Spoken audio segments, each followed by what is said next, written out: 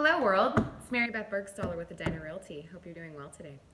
I had an idea today. I just went to a continuing education course as realtors. We have to take 30 hours every 2 years to learn all the secrets and all the laws so we can, best serve you, our clients, our customers.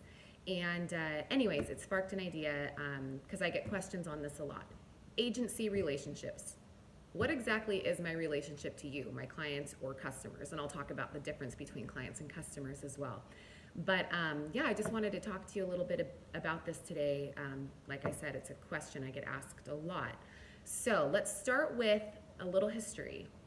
In the past, buyers were actually not represented, only the sellers were. So, an agent has a client and a seller client.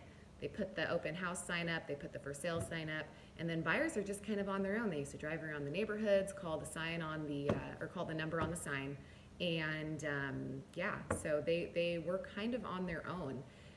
It turns out somebody had a good idea that didn't really work too well, and they thought, maybe buyers should have representation too. So there are seller agents, agents representing the sellers. There are buyer's agents today, agents representing the buyer, and then there are facilitators. So as you can imagine, a seller's agent is somebody who is the listing agent. They are in charge of the listing, the open house, doing all that stuff. A buyer's agent is somebody who represents the buyer. Surprise, surprise. So now you guys have representation too. Congratulations. It definitely helps though, because there's a lot that goes into buying real estate. And there's also something called a facilitator. Now, a facilitator does not have a contract with the seller or the buyer. Facilitators usually assist for sale by owners. Don't recommend selling your own home. It's really hard because there's a lot of stuff that goes into it. But that is an option. For a fee, an agent, they have to be a licensed real estate agent. Or a broker, they can act as a facilitator. So you can contact an agent just to use them for the MLS to get your home up there for more exposure. Or you can simply hire a facilitator for a fee, again, just to do paperwork, because we all love paperwork. So with that being said, I want to talk about the difference between clients and customers. It all boils down to a contract. If you are a client of mine, you have a signed contract with me, whether you are a buyer or a seller. It's in writing, there is a contract in place saying that you will use my services. In turn, I owe you fiduciary duties, which I'll explain in a second. If you are a customer of mine, you may have called me up and said, hey, I want to go look at a home today. So we go and look at a home, and there's no contract signed yet. Hopefully you will. But that means you are simply my customer, and I do not owe you the fiduciary duties that I would owe my clients. So once that contract is signed, I owe you the following: obedience, loyalty, disclosure, confidentiality. It's like, what does the C stand for? Accounting, and reasonable skill and care.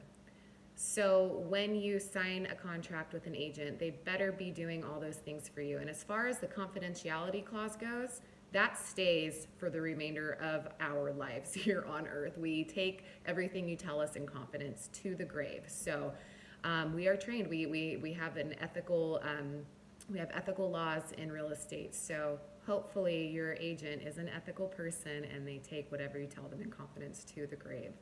So anyhow, those are the differences between clients and customers. Now, when you think of all of this agency relationship stuff, there is a form that we have you sign once you do sign a contract with us. It is called the Agency Relationships in Real Estate Transactions, and it is basically disclosing everything that I just told you.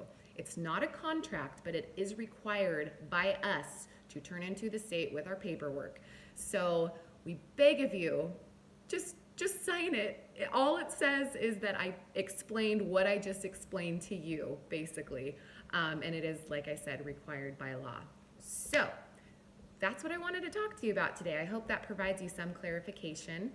If you have questions, comments, you want to buy a home, sell a home, you know who to call. Mary Beth Bergstaller with Edina Realty, aka 3H Realtor. When you think of Minnesota, you think 3M a lot. Well, you can also think of 3H when you're buying and selling real estate in Minnesota, because I will be honest, I will be hardworking, and I will give you high fives all the way to closing.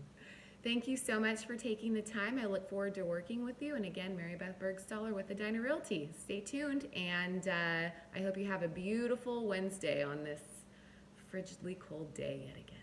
Take care, everybody. Bye.